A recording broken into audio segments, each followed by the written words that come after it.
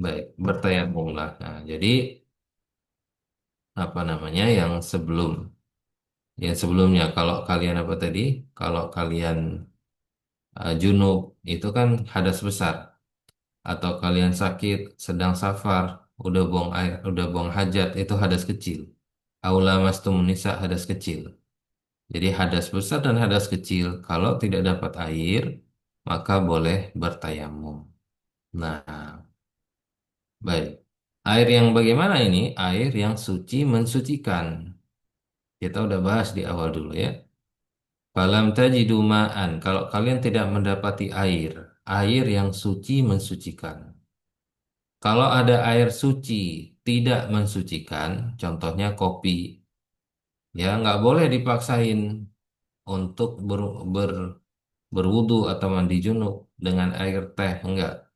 Kalau nggak ada air suci mensucikan, langsung beralih ke tanah. Karena dua alat bersuci itu cuma ada dua. Kalau nggak air suci mensucikan, ya baru langsung tanah. Jangan dianggap benda cair itu jadi alternatif juga selain air. Kalau nggak ada air, berarti yang cair juga bisa dijadikan sebagai alat bersuci, tidak. Air kopi, ya, sebanyak apapun air kopi, ya, dia tidak bisa menggantikan air suci mensucikan.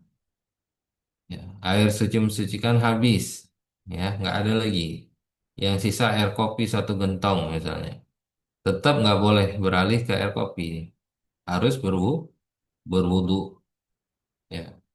Begitu juga air kelapa, nggak bisa digunakan untuk bersuci, untuk menghilangkan hadas, untuk mengangkat hadas, menghilangkan najis, nggak bisa dengan kelapa, ya. Apalagi bensin, ya, apalagi benda-benda cair yang lain. Nah, baik. Jadi tayamum juga bisa menggantikan mandi junub, bukan hanya wudu.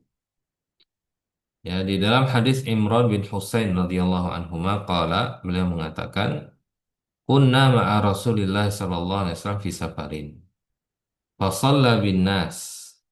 Fa idza huwa bi mu'tazilin. Fa qala ma mana'aka an tusalliya?" Qala asabatni janabatun wa lama. Qala 'alaika bis sa'idi fa innahu yakfik. Ya, ini hadis dari sahabat Imran bin Husain, ya, yang diriwayatkan oleh Imam Bukhari dan Muslim. Beliau menceritakan sebuah kisah. Dahulu kami bersama Nabi SAW dalam suatu perjalanan safar, kata Imran. Fasalla bin nas. Kemudian Nabi SAW salat mengimami manusia, mengimami kami. Nah, Nabi SAW salat mengimami kami. Ya, faidah huwa birajulin mu'tazil. Tiba-tiba, ya, beliau melihat ada satu orang satu orang laki-laki mojok, dia nggak ikut salat. Satu orang laki-laki mojok, dia nggak ikut sholat. Dia apa namanya, menyendiri. Maka Nabi SAW katakan, Ma mana'aka antus sholli. Apa yang menghalangimu untuk sholat, wahai laki-laki? Kenapa engkau nggak sholat? Nah, apa yang menghalangimu? Maka laki-laki itu mengatakan, Asobatni janabah walama. Aku sedang junub ya Rasulullah, dan tidak ada air. Tidak ada air untuk mengangkat janabah, mengangkat hadas besar. Maka apa kata Nabi? Alaika bis-sa'id fa innahu yakfi. Ya, alaika wajib, boleh untukmu. Atau kata Nabi SAW, boleh untukmu untuk menggunakan sa'id. Sa'id itu tanah yang ada di permukaan bumi. Ya, fa innahu yakfi kata Nabi. Itu sudah cukup bagimu. Nah, maksudnya apa? Nggak ada air, tayamum. Nggak ada alasan untuk meninggalkan sholat, ya, menunda sholat. Nggak ada alasan. Jadi sholat itu harus dilakukan tepat pada waktunya. Ya, makanya dibahas oleh para ulama, bagaimana kalau orang tidak ada pakaian. Misalnya dia, na'udzubillah, dia disandra, disekap, diikat bajunya, diikat kaki, tangannya diikat. dilucuti pakaiannya. Nah, na'udzubillah. Terus waktu duhur udah masuk ini.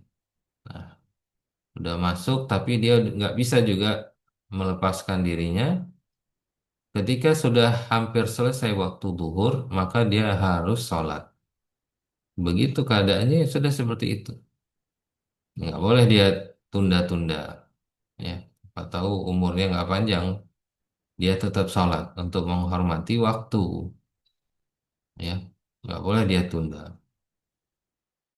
Karena sholat nggak ada keringanan untuk ditinggalkan, kecuali bagi orang yang sudah hilang akal. Orang pingsan misalnya, berubah menjadi gila misalnya, pikun.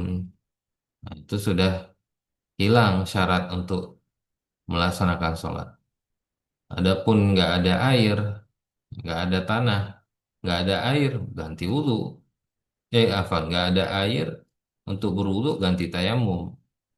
Kalau nggak ada tayamum juga nggak bisa juga. Tayamum juga nggak bisa, tangannya diikat. Salat seperti itu keadaannya. Oke, Allah katakan, wa in kuntum wa in khiftum farijalan aw rukbana. Kalau kalian sedang dalam keadaan takut, boleh sholat sambil berjalan dan sambil di atas kendaraan. Nah, jadi sholat harus tetap, walaupun sambil lari-lari karena ketakutan. Kalau kita nggak sholat, habis waktunya. Ya, tetap. Ya, ini seperti si laki-laki ini yang ditegur oleh Nabi SAW. Dia nggak mau sholat jamaah karena sedang junub. Nabi SAW, ya, kamu gunakan tanah untuk bertayamum. Baik, pembahasan berikutnya yang terakhir yaitu pembatal-pembatal tayamum.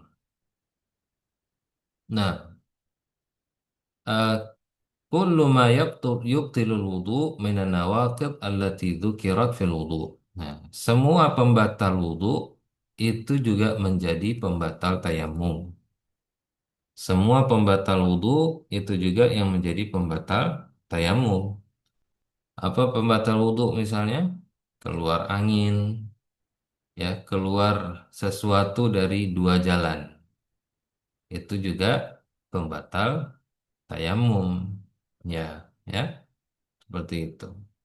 Kemudian di dalam hadis disebutkan orang yang makan daging onta itu juga pembatal tayamum. Kalau dalam mazhab kita, mazhab Imam Syafi'i, bersentuhan laki-laki dan wanita yang halal dinikahi, ya termasuk istri berarti ya, itu juga membatalkan wudhu.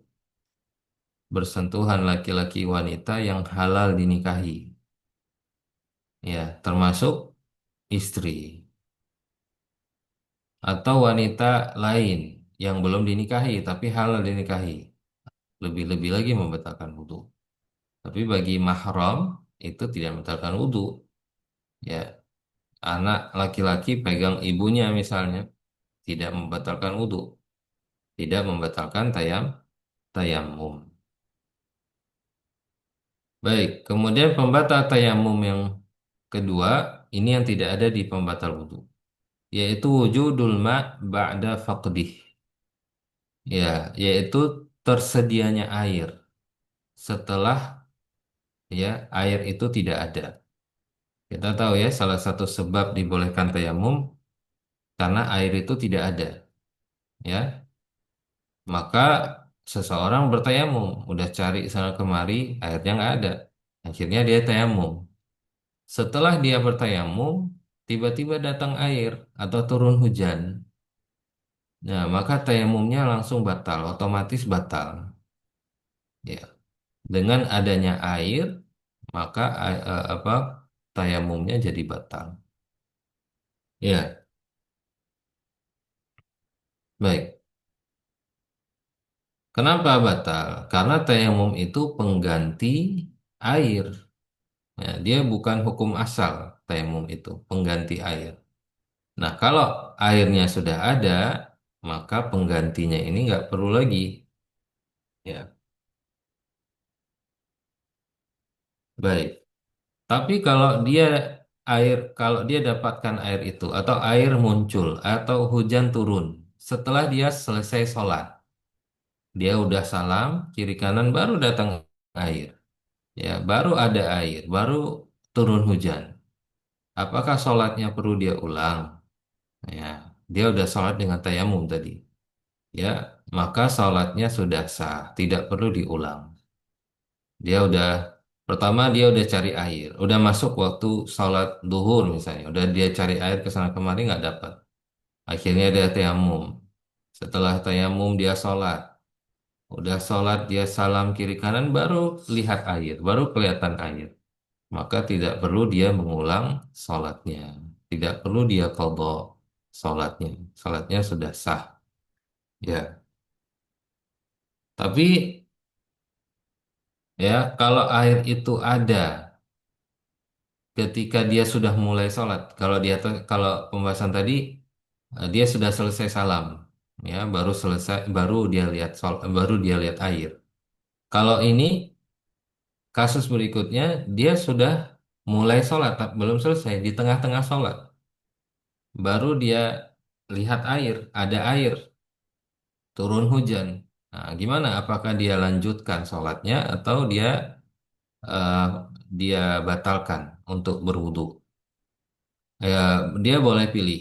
Ya, boleh dia lanjutkan. Ya, dia lanjutkan aja sholatnya.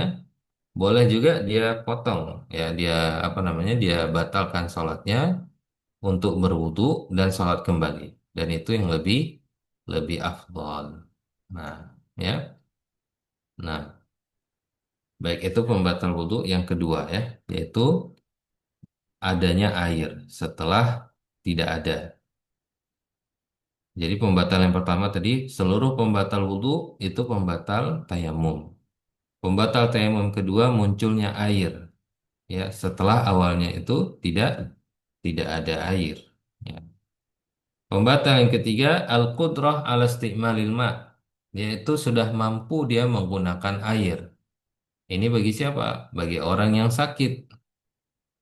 Kalau dia sudah sembuh, maka batal tayamumnya. Nggak boleh lagi dia tayamum. Nah, orang lukanya sudah bersih, udah kering. Ya, kata dokter ini udah bisa kena air. Nah, itu nggak boleh lagi dia memaksakan diri untuk bertayamum. Batal tayamumnya, batal sholatnya. Ya. Baik, kalau orang di rumah sakit misalnya, ya, dia nggak boleh kena air karena luka. Tapi kalau demam, kita udah jelaskan kemarin. Kalau demam, itu airnya bisa dihangatkan. Boleh, dia berwudu. Kalau masih bisa kena air hangat.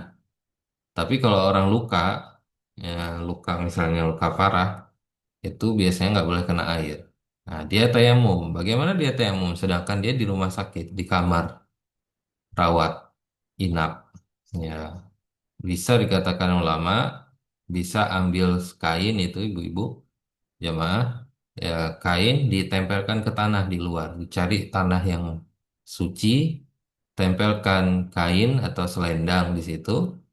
Nah, kemudian selendang itu yang dibawa ke orang sakit tadi untuk dia tayamum. Jadi nggak perlu dibawa tanah ya, satu kresek digali tanah, dibawa tanah. Enggak. Jadi kain dibentangkan di atas tanah, ditepuk-tepuk. ah, Kemudian kain itu yang dibawa ke orang sakit untuk dia bertayamum. Nah, baik. Kemudian pembatal tayamum yang keempat yaitu ar-riddah anil Islam, yaitu dia murtad, keluar dari agama Islam. Dan ini bukan hanya tayamum, seluruh ibadah yang lain apabila murtad maka ibadahnya, pahala ibadahnya berguguran. Ya, termasuk ibadah yang dia lakukan langsung batal. Nah, dia lagi sholat, naudzubillah misalnya murtad, sholatnya batal. Dia lagi puasa, kemudian murtad, puasanya batal, semua ibadah. Dan pahalanya pun ikut berguguran. Hangus semuanya gara-gara murtad. Na'udzubillah min dzalik. Baik jamaah semuanya, ini akhir pembahasan dari bab tayamum. Ya, baru insya Allah di pembahasan berikutnya kita akan masuk bab sholat ya. Jadi bab apa namanya bab toharah sudah selesai Alhamdulillah ya. Nah, dari definisi toharah, kemudian macam-macam air, air yang bagaimana bisa kita gunakan untuk bertoharah, kemudian pembahasan tentang wudhu, pembahasan tentang mandi junub. Nah, kalau wudhu dan junub mandi junub nggak bisa apa digantikan dengan tayamum, alhamdulillah sudah kita bahas semuanya. Insya Allah kita lanjut pembahasan salat di pertemuan berikutnya. Baik kita tutup dan doa kafaratul majelis. Subhanakallahumma bihamdika. Asyhadu an la ilaha illa anta astaghfiruka wa atubu ilaik. Baik, ada pertanyaan? Mahat, Bapak, ada? Afwan Ustadz, boleh Hmm. bertanya? Ya, silakan. Eh, Tadi kan tentang itu ya Ustadz, bahwa tayamum kalau kita junub gitu kan tayamum. Ya, Itu kalau untuk sholat juga udah niatnya di situ aja sekalian Ustadz. Setelah apa tayamum untuk berjunub, kemudian Hmm. langsung sholat itu sekalian Ya, gitu. langsung sholat. Ya, karena tayamum itu menggantikan mandi junub. Iya, ya, Kemudian itu Ustadz yang kedua, saya pernah lihat gitu kan. ya, Ada waktu di Mekah gitu kan, ada ya. orang mungkin dari Jepang apa Cina gitu kan, dia tayamum tapi membawa batu Ustadz gitu. Padahal kan air deket gitu kan. Oh, Bagaimana enggak. Ustadz seperti ini? Enggak boleh, enggak sah itu. Iya, dia Boleh. membawa batu gitu Ustadz. Hmm. Enggak, mungkin dia buat buat istijmar kali, cebok dia. Enggak ya? Baik Ustadz, jazakallahu khair Ustadz. Heran, insyaallah. Barakallah. Baik, izin bertanya. Ustaz. Tadi kain unyil, kain selendang ya. Untuk tayamum itu bisa digunakan berapa kali? Ya, selagi ada tanah di kain itu, ya selagi ada debu, ya itu bisa digunakan terus. Ya. Jangan dicuci, jangan di apa namanya di apa kibas. Di kalau dikibas kan turun, hilang semuanya. Ya, boleh berapa kali. Selagi ada tanah yang menempel di situ ya. Jadi tayamum itu jangan kita bayangkan tanah itu harus nempel di badan kita, harus kelihatan tanah kayak nempelnya air di badan. Enggak seperti itu. Bahkan kalau kita udah tepuk langsung tangan kita ke tanah itu harus di apa namanya di tepuk-tepuk tangan kita ya. Nah, tepuk dulu, jangan langsung diusap ke muka dan ke tangan. Nah, baik, ada lagi? Tidak ya? Baik, insya Allah kita pamit. Assalamualaikum warahmatullahi wabarakatuh. Waalaikumsalam warahmatullahi wabarakatuh. Jazakallah khairan Ustaz. Wa jazakumullah khairan. Barakallahu fikum.